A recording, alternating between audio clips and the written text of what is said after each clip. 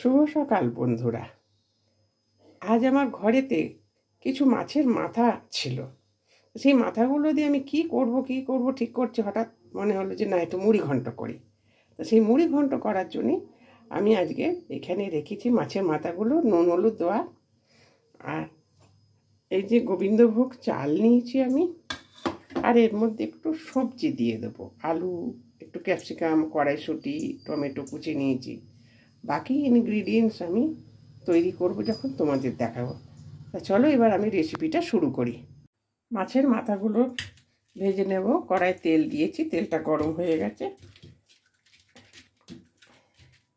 মাছের মাথাগুলো মাথাগুলোকে আমি সব ভেজে নিয়েছি। এবারে আমি চালটাকে ঘি দিয়ে ভেজে নেব। এই ঘি দিয়ে ভাজার জন্য আমি কড়াতে ঘি দিয়ে দিচ্ছি।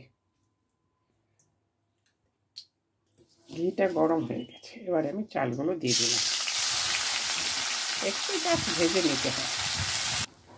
চালগুলো ভাজা হয়ে গেছে, এবারে তুলে নেব। কড়াতে তেল দিয়ে দিয়েছি, এবারে দিয়ে দেবো সব ফোড়ন, তেজপাতা, গোটা গরম মশলা, একটু রসুন কুচে দিলাম।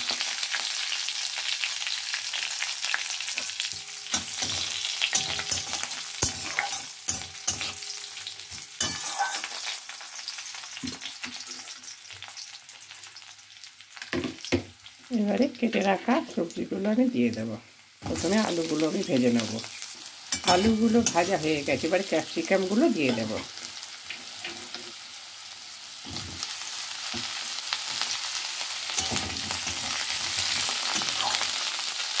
এর সাথে টমেটোগুলো দিয়ে দেব। টমেটোগুলো দিয়ে দিলাম। অল্প করে নুন দিয়ে দিলাম, টমেটোগুলো মজে যাবে। এক চামচে আদা দিয়ে দিলাম।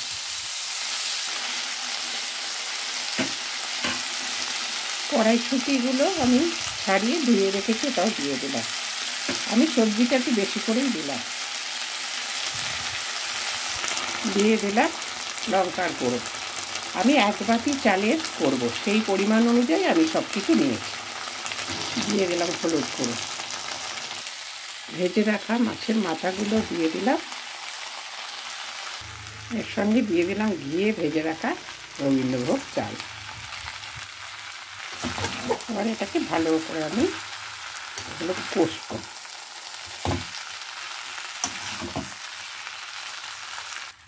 দিয়ে দিলাম স্বাদ মতন চিনি। অল্প একটু জল দিয়ে দেবো, যাতে মশলাটা পুড়ে না যায়।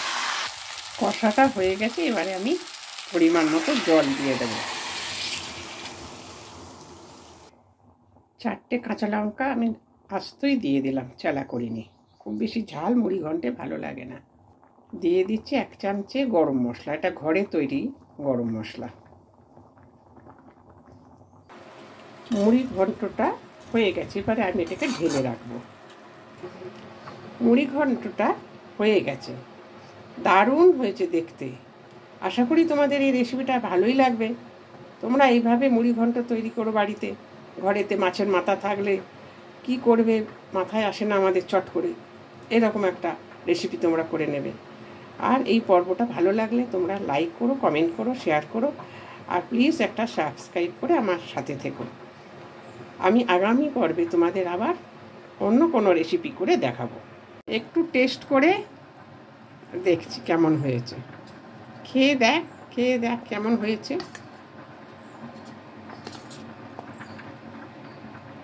দারুণ খেতে, দারুণ লাগছে খেতে। বাহ, খুব সুন্দর।